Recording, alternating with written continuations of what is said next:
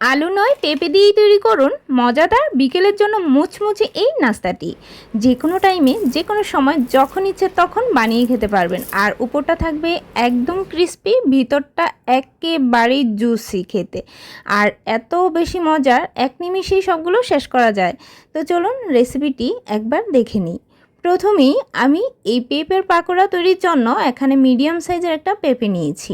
আপনারা যতটুকু তৈরি করতে চান ততটুকুই পরিমাণে নিয়ে নিতে পারেন। দুটো ভাগে ভাগ করে নেওয়ার পর ভিতরের যে পাল্পগুলো আছে সেগুলো একটা চামচের সাহায্যে খুব ভালো করে তুলে নিচ্ছি। এতে করে এই পাল্পগুলো যখন ফেলে দিবেন আর কিন্তু এই পেঁপেটা তিতা লাগবে না। পেঁপেগুলো কেটে নেওয়ার পর মাথার এই অংশটা একটু কেটে ফেলে দিবেন, না হলে কিন্তু তিতা লাগবে। তো ভালো করে কিন্তু পরিষ্কার করে কয়েকবার জল পাল্টে পাল্টে ধুয়ে নিতে হবে। এরকম চিকন করে সবগুলো পেঁপে আমি কেটে নিয়েছি, যতটা চিকন করে কাটা যায়।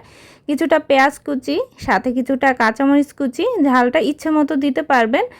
আর এখানে 3-4 কোয়া রসুনকে একটু থেতো করে দিয়েছি। লবণ দিচ্ছি এখানে 1.5 চামচ, অবশ্যই লবণটা স্বাদ অনুযায়ী এখানে দিতে পারবেন। আর 1 চামচের মতো হলুদের গুঁড়া দিয়ে দিচ্ছি, 1 চামচ লাল মরিচের গুঁড়া, ঝালটা অবশ্যই টেস্ট অনুযায়ী। 1 চামচ জিরা গুঁড়া, 1 চামচ ধনিয়ার গুঁড়া দিচ্ছি। এবার এখানে 1 কাপ মেজারমেন্ট কাপে নিচ্ছি বেসন। বেসনটা অবশ্যই আপনি পরিমাণ মতো মাখার সময় বুঝে দিয়ে দিতে পারবেন। দিয়ে দিচ্ছি কিছুটা কালো জিরে, এটা দিলে কিন্তু ফ্লেভারটা অনেক বেশি ভালো আসবে। সবগুলো উপকরণ দিয়ে একটু সময় লাগবে মাখতে। খুব ভালোভাবে ধীরে ধীরে যখন মাখতে থাকবেন তখন দেখবেন পেঁপেটা জল ছেড়ে দিচ্ছে আর বেসনটাও খুব ভালোভাবে মাখা হচ্ছে। কোনোভাবেই কিন্তু বাড়তিভাবে কোনো রকম জল দেওয়া যাবে না, এভাবে মাখতে মাখতেই জল ছেড়ে দিবে। এরপর আমি সবগুলো এরকম সাইজ করে দিয়ে দিচ্ছি। আপনারা যতটুকু সাইজে বড়াগুলো ভাজতে চান ততটুকুই দিতে পারেন। এখন চুলা আঁচটাকে মিডিয়াম লোয়ের মাঝামাঝি রেখে তেলটা যখন একটু ভালোভাবে গরম হবে তখন পাকোড়াগুলো দিয়ে এপাশ ওপাশ একটু সময় নিয়ে ভাজলে কি হবে, উপরটা খুব ভালোভাবে ক্রিস্পি হবে।